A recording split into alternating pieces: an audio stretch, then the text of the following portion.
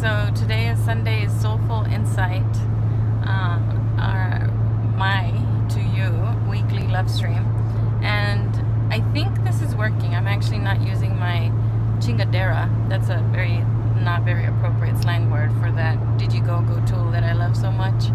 And I'm using my phone because we are on a road trip. We're actually heading back to our house from West Texas. So if I'll describe the landscape for you, there are pump jacks, flat. I mean, I can see for miles and miles and miles. And it's not as hot because it's already September, but generally in the summertime you can see the heat waves rising. I mean, it's just flat. So that's what I'm looking at. Pump jacks, flatlands.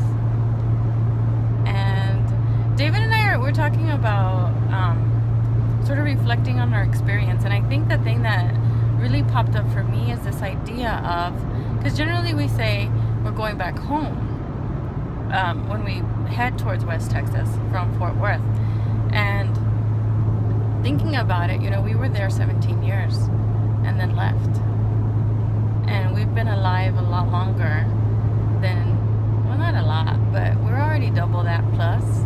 So we've been away from that part of the world for a longer time than we actually grew up there.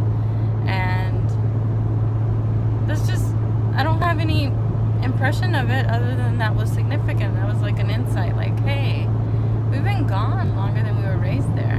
What is that? And then secondly, going home, right? David was in the military 20 years and we moved around quite a bit with the kids who are grown men now. Like, really, Vivian?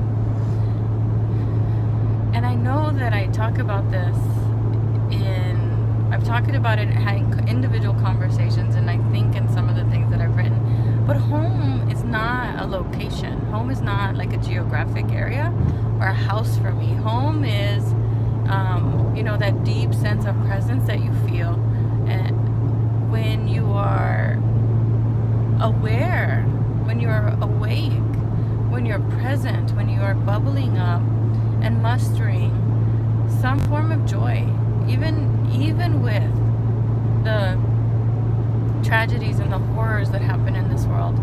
And I've got to say that I've had this sort of heaviness around me, and I feel the weight of the trauma that people are going through right now, the displacement and the fear and the uneasiness. I mean, the guys and I have been through quite a few natural disasters, and it's not easy.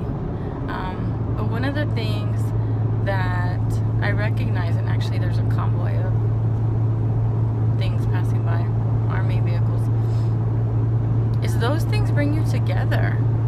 I mean, when we reminisce, sometimes the guys will say, remember when we filled the bathtub and lit the candles and the trees touched the ground, and it becomes